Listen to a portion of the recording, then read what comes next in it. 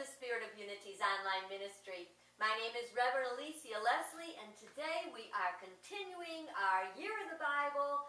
We're going to be moving forward from where we left off last week.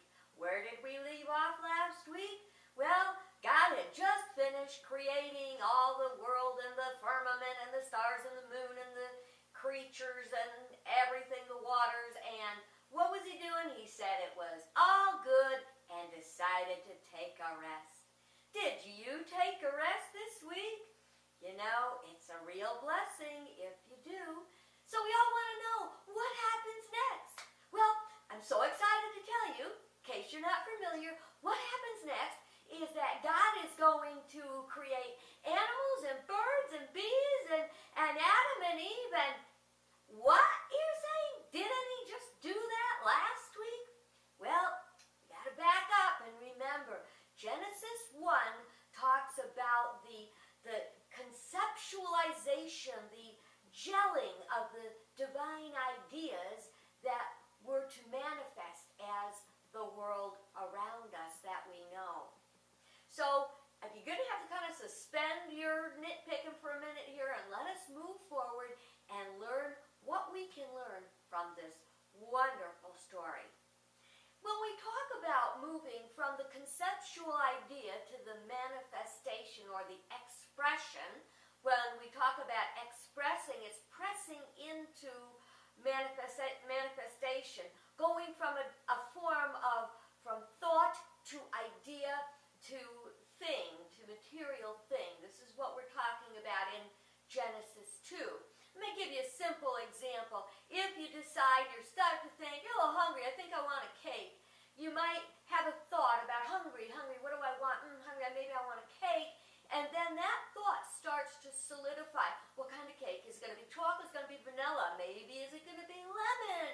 And this is how the ideas are gelling and formulating. But if you expect to be eating any cake, you better decide that you're going to mix something together and get it in the oven. So Genesis 2 is kind of the get it in the oven part so that we can move forward with that. So it says next that God got up after his nap and kind of looked around and said, well, there's nothing here but dirt and sky. Why? Because he hadn't caused it to rain yet. Well, there's another thing he hadn't done. He had no one to tend it. So what does he decide to do? But first of all, it says a mist-like water rose up. And we remember that when we talk about metaphysics, one of the things water represents is consciousness, divine substance, unlimited, unformed substance, and ideas. Remember, water, you kind of can't form it unless you get it into snow or something. So the waters came up, and then things started to sprout up. And once the waters had softened the dust, the dirt, and then it says that God formed man. And then he formed this man, and he breathed into him the breath of life and made him a living soul. What that's telling us is that we are not just a body, that we are a body and a soul. And even greater, we are that spark of divinity that we house within ourselves, within our body, within our mind, within our soul, is the Spirit of God. But let's get back to Adam because he was just made and breathed into. So God then takes Adam and he puts him into this garden that he'd made, and it was east in Eden.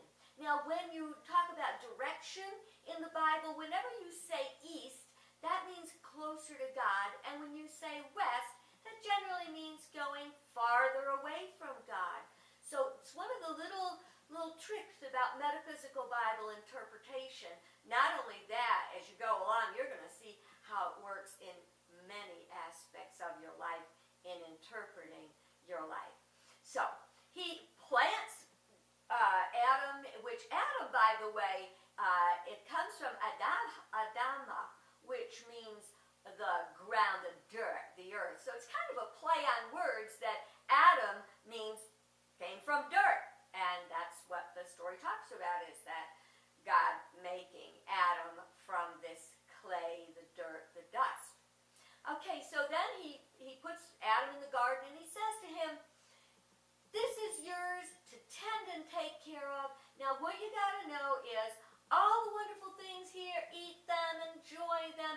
but one thing.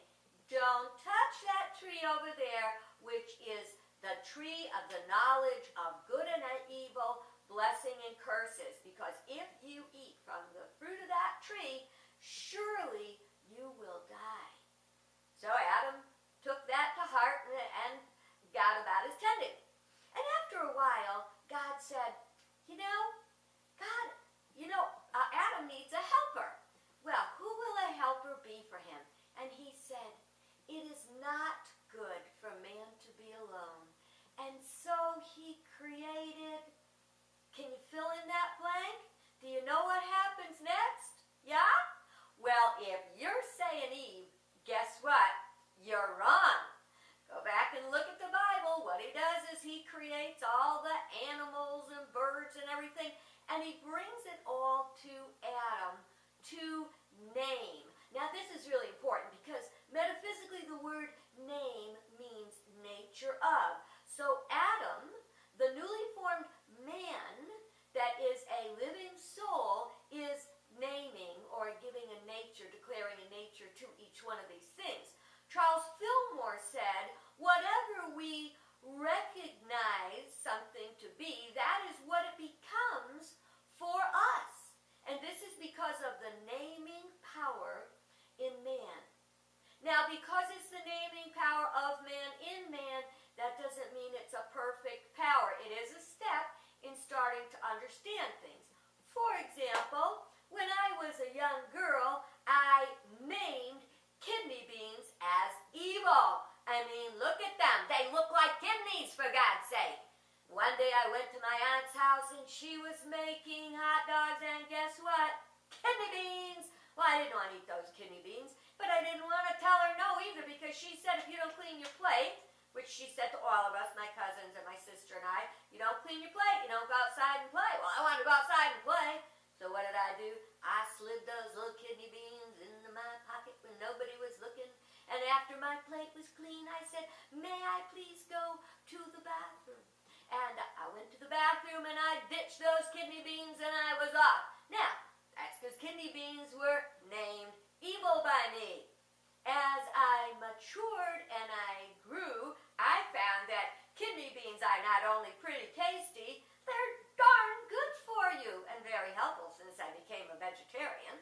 So we can name things, but remember that we're naming them according to our level of consciousness. Okay, let's go back to the story.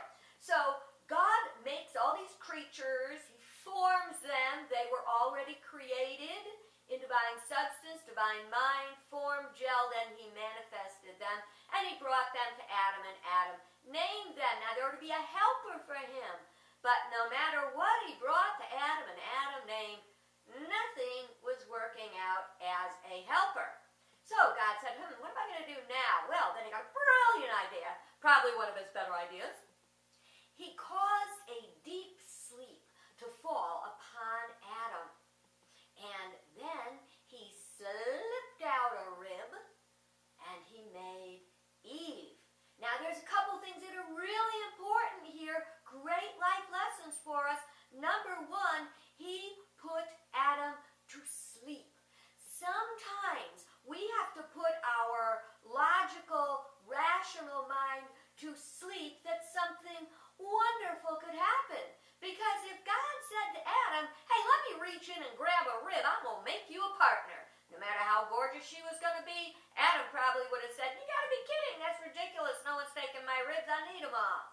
Now, so, sometimes you want something good to happen in life, trust God and put your logic sometimes to sleep, because sometimes even our logic can be flawed.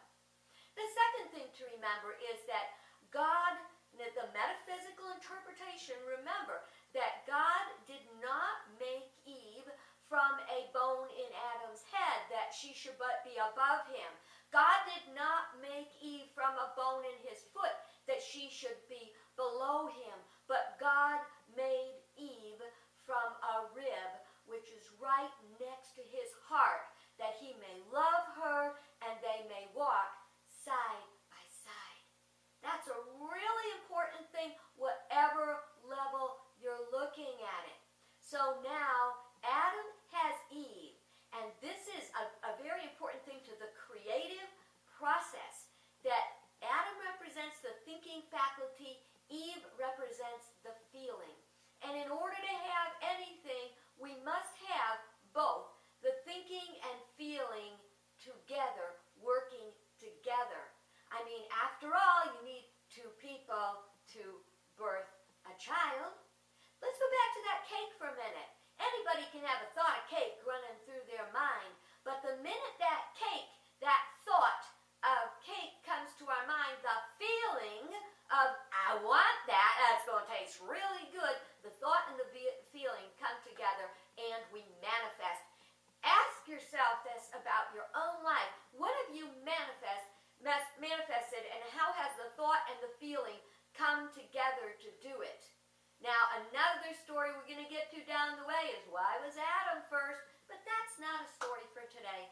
That's a story for another day. So we're going to move forward with this one.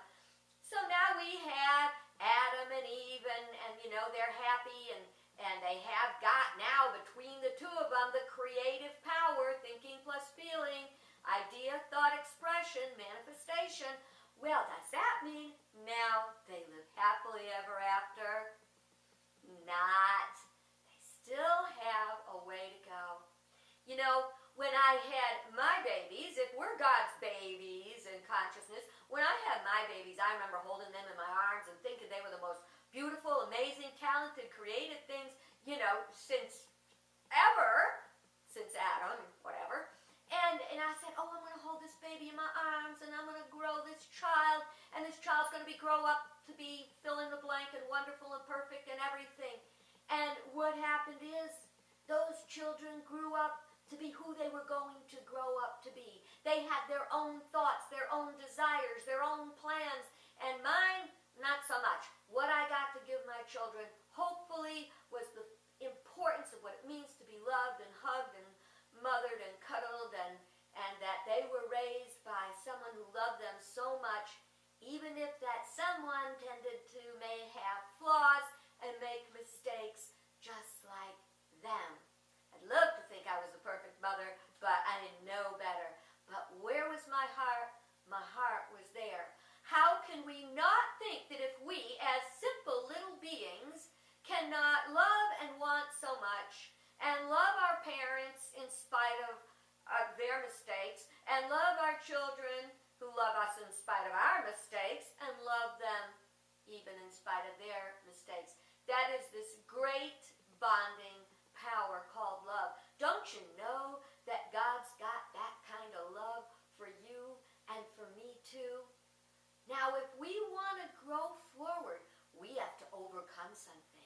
It's something that you may have been taught about and feared from the time you were a little child, when you heard the words original sin. And we heard the words, you know where you're going to go if you don't get rid of that original sin that we call the fall of man. If you want to know how to get past that one, guess what?